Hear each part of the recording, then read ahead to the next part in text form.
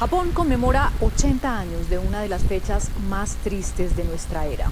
El día del horror causado por la primera bomba atómica lanzada sobre una ciudad, Hiroshima.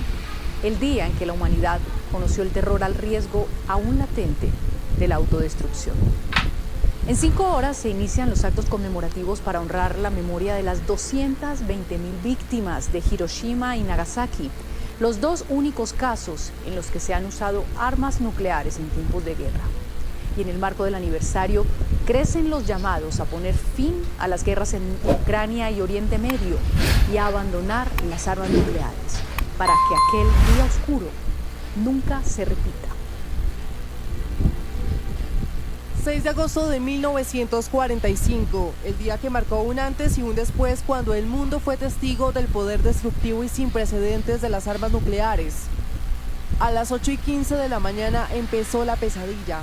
El cielo había amanecido despejado, pero en cuestión de segundos, una gigantesca bola de fuego se posó sobre Hiroshima, acompañada de un ruido ensordecedor.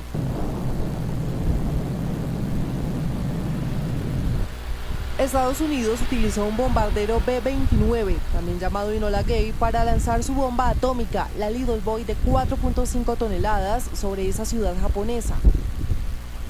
Explotó a unos 600 metros del suelo y la devastación fue total. Los edificios colapsaron y las elevadas temperaturas provocaron varios incendios. La ola de calor superó los 4.000 grados centígrados en un radio de 4.5 kilómetros. Una densa nube blanca se elevó hasta los 15.000 metros y mientras la explosión alcanzó a sentirse a más de 60 kilómetros de distancia, la destrucción comprendió un área de 10 kilómetros. Ese día se calcula que murieron 70.000 personas, cifra que aumentó luego a cerca de 140.000, tanto por heridas como efectos de la radiación. Para ese entonces se estima que había unos 50.000 coreanos en Hiroshima. Hoy recuerdan así los ataques. Me pusieron en una trampa tirada por caballos para salir de la ciudad, cubierta con una manta. Levanté la manta y miré fuera de ella. Mi madre me gritó que no mirara, pero vi que todo estaba lleno de humo y habían chispas volando.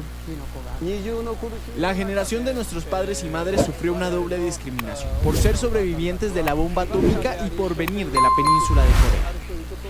Otros sobrevivientes cuestionaron al presidente Trump por comparar lo ocurrido en Asia con sus bombardeos sobre centrales nucleares iraníes a finales de junio de este año. Alguien que hace semejante comentario es el presidente de Estados Unidos. Es muy preocupante, ¿verdad? Debe estar bromeando. ¿Entiende la tragedia que causó el bombardeo de Hiroshima? Lo entendería por Nagasaki. Japón no terminaba de asimilar el desastre en Hiroshima cuando 3 días después, el 9 de agosto, otra bomba cayó sobre Nagasaki. Eran las 11:02 de la mañana. Se trataba del artefacto Fatman, que cambió de objetivo a último minuto.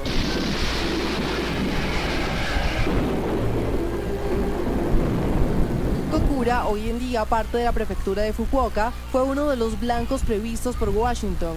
Estaba cubierta de niebla y la orden a los pilotos era escoger un blanco que reflejara la magnitud del segundo ataque nuclear ocurrido a una altitud de 500 metros. Esto la salvó de ser atacada. El número de muertos esa jornada estuvo sobre los 75.000. Aunque su potencia fue mayor que en el caso de Hiroshima, la zona cero tenía una población inferior. Menos de un mes más tarde, el emperador japonés de ese entonces anunció la rendición de su país, y fue exactamente el 2 de septiembre cuando esta se firmó, anticipando el fin de la Segunda Guerra Mundial, pero también cambiando la forma en que se concebían las guerras. Con el desarrollo de la bomba atómica, la humanidad experimentó un nivel de poder nunca antes visto, pero también los límites más cercanos a la autodestrucción. ¿Quiénes fueron los artífices de este portento de la ciencia que probó la prodigiosa inteligencia humana, pero al mismo tiempo su infinita insensatez? De eso vamos a hablarles con nuestra analista internacional María Teresa Aya. Margarita, como en todas las obras complejas, cada paso se fue asentando sobre otro.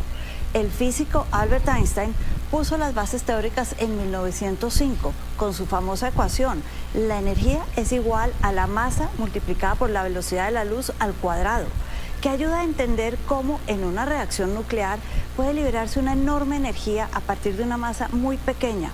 Pero Einstein no participó en el desarrollo de la bomba. Teresita, después otro alemán, químico, Otto Hahn y su colega Fritz Strassmann descubrieron en 1938 la fisión nuclear del uranio. El hallazgo le valió a Hahn el Premio Nobel de Química. Con el tiempo se mostró también que las contribuciones de la austríaca Lise Meitner fueron fundamentales. Ya con el conocimiento de la fisión nuclear resuelto en Alemania, entre los físicos estadounidenses crecieron los temores de que los nazis lograran desarrollar una bomba atómica. Por eso, Albert Einstein, ya establecido en Princeton, y Leo Szilard escribieron una carta para advertir al presidente Franklin Delano Roosevelt. Roosevelt ordenó ponerse a la delantera y así nació el Proyecto Manhattan. Teresita, el presidente Roosevelt encargó a este hombre que vamos a ver, al general Leslie Groves, dirigir el proyecto para el desarrollo y la aplicación bélica de la bomba atómica que se inició en septiembre de 1942. Más de 120.000 personas trabajarían en esta empresa contra el tiempo. Groves eligió a Robert Oppenheimer, un físico brillante de Nueva York, para liderar este proyecto científico. Y Oppenheimer se encargó de reunir a las mentes más brillantes de un entorno que lo respetaba y que decidió apostar por él. Lo reunió en torno a un laboratorio que fue creado en los remotos parajes de Los Álamos, Nuevo México. Así que, aunque Oppenheimer es considerado el padre de la bomba atómica, se estima que más de 4.000 científicos trabajaron con él para el Proyecto Manhattan, algunos en el laboratorio de Los Álamos y otros en otras sedes, entre ellos Leo Szilard, Hans Bethe, Ernst Lawrence y Glenn Seaborg, descubridor del plutonio. Para entonces, un físico italiano, Enrico Fermi, había logrado otro gran hito en la Universidad de Chicago, la construcción del primer reactor nuclear. Fermi sería uno de los muchos genios vinculados al proyecto y logró la realización de la primera reacción nuclear en cadena controlada en 1942. Teresita, también estaba en el equipo el físico húngaro Eduard Teller, que a la par con los avances de la bomba atómica fue desarrollando un dispositivo mucho más poderoso, la bomba de hidrógeno. Estuvo lista 7 años después, en 1952, a pesar de la negativa de Oppenheimer y de otros científicos a seguir aplicando sus conocimientos en armas de destrucción masiva.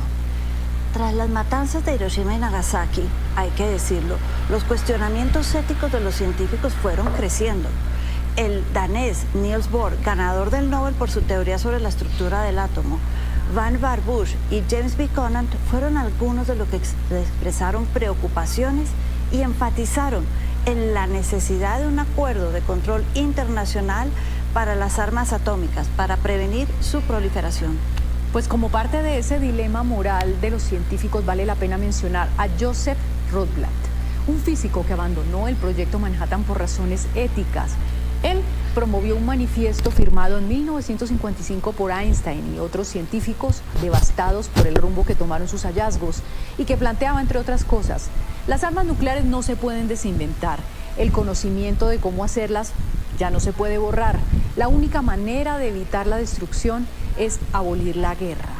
Su activismo contra esta proliferación nuclear lo hizo merecedor del Premio Nobel de Paz. Después de la Segunda Guerra Mundial, Margarita, y hasta su muerte en 1967, Robert Oppenheimer intentó persuadir a los políticos de no construir más bombas y de convertir la cooperación internacional en el centro para la estrategia para evitar las guerras. Pero los políticos tenían su propia agenda. Y ya todos sabemos el resto de la historia. Oppenheimer solía citar con frecuencia un texto sagrado hinduista que removía sus conflictos más profundos y que resume de buena manera su destino paradójico: ayudar a poner fin a la Segunda Guerra Mundial, pero al tiempo abrir la caja de Pandora de la autodestrucción de la especie. Ahora me he convertido en la muerte, en el destructor de mundos. 8 décadas más tarde, el recuerdo de esas explosiones atómicas no solo conmueve, advierte. Mientras la comunidad internacional conmemora los 80 años de aquellos bombardeos, el mundo enfrenta una nueva carrera nuclear, más compleja, más fragmentada y potencialmente devastadora.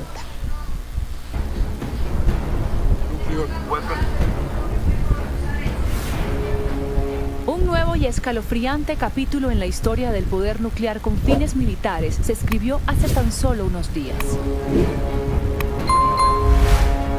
cuando en junio Israel atacó instalaciones nucleares en Irán, asegurando que la República Islámica ya estaba muy cerca de crear armas atómicas. Atacamos el corazón del programa de desarrollo de armas nucleares de Irán. Estados Unidos respaldó a Israel, se unió a la campaña y dio la estocada con el ataque a la planta de Fordow. Teherán, que ha negado sistemáticamente que su propósito sea crear armas nucleares, decidió dejar de cooperar con el Organismo Internacional de Energía Atómica, el llamado a vigilar que los usos de esta energía sean pacíficos. ¿Ha olvidado el mundo las lecciones fundamentales de Hiroshima y Nagasaki? ¿Estamos ante una nueva carrera armamentística atómica? Lamentablemente no es descabellado pensarlo. Hay varias potencias que están modernizando, expandiendo los arsenales nucleares, así como al mismo tiempo se están debilitando los mecanismos de verificación. Para citarte unos 3 ejemplos, en 2025, en el año actual, existen alrededor de unas 12.000 cabezas nucleares en el mundo. 9.000 están en los arsenales militares, en los depósitos, y hay alrededor de 4.000 desplegadas permanentemente. En marzo de 2024, la ONU ya advertía de un nivel de amenaza nuclear no visto en décadas. Las tensiones geopolíticas y la desconfianza han elevado el riesgo de una guerra nuclear a su nivel más alto en décadas. El reloj del juicio final avanza con tanta fuerza que todos lo oyen. Durante la Guerra Fría, la doctrina de la disuasión nuclear mantuvo un equilibrio tácito entre las grandes potencias. Esta doctrina sostiene que si 2 rivales tienen la capacidad de dar un segundo golpe nuclear creíble, cualquier guerra nuclear sería suicida para ambos, y por eso es que nadie cruza el umbral. Hasta ahora, entre las grandes potencias de la Guerra Fría anterior, pues resultó efectiva. El Tratado de No Proliferación Nuclear, TNP, firmado en 1968, se convirtió en la piedra angular de la arquitectura nuclear global. Este intenta equilibrar las preocupaciones de seguridad y las intenciones de desarrollo pacífico de la energía nuclear. Así, los 5 países que poseían armas nucleares al momento de la firma, Estados Unidos, la antigua Unión Soviética, China, Francia y Gran Bretaña, se les permitió conservarlas a cambio de comprometerse a reducir sus arsenales. Y los estados no poseedores de armas nucleares acordaron no adquirirlas a cambio de ayuda para el desarrollo de tecnología nuclear con fines no militares. El número total de cabezas nucleares que había antes va descendiendo poco a poco por desmantelamientos, pero lo que está creciendo es la operatividad y la modernización. Ahora tenemos sistemas más precisos, sistemas de mayor alcance. En tiempos de conflicto, de tensión internacional, poseer armas nucleares es extremadamente peligroso. Desconocemos con exactitud, nadie sabe, los cálculos que pasan por la mente de líderes como Putin en materia de armas nucleares. Se sabe que 9 países poseen armas nucleares. Según el Instituto Internacional de Investigación para la Paz de Estocolmo, CIPRI, Rusia tiene la mayor cantidad de ojivas nucleares, 5.459, seguido de Estados Unidos con 5.177. Entre los dos tienen casi el 90% del arsenal nuclear mundial. Después están China, Francia, Reino Unido, India, Pakistán y Corea del Norte. Y mientras potencias tradicionales como Estados Unidos, Rusia y China modernizan sus arsenales con ojivas hipersónicas y sistemas de inteligencia artificial, otros países desafían abiertamente las normas internacionales. Corea del Norte se retiró del Tratado de No Proliferación en 2003, no permite vigilancia alguna sobre su programa nuclear y es el único país que ha realizado pruebas nucleares en terreno en este siglo. La disuasión nuclear para el régimen de Corea del Norte es central para el sostenimiento del régimen, porque ese paraguas nuclear es pues lo que impide que, digamos, los países que les son hostiles pues puedan hacer escaladas convencionales que lleven a un derrocamiento. Se cree ampliamente que Israel posee alrededor de 90 ojivas nucleares, aunque nunca lo ha confirmado, pues este país, al igual que India y Pakistán, no es signatario del Tratado de No Proliferación Nuclear, el consenso internacional que dicta que los estados deben alejarse de producir armas atómicas. En este complejo panorama, Hiroshima y Nagasaki, símbolos de la capacidad humana de autodestrucción, son un recordatorio necesario del peligroso e impredecible camino del rearme nuclear.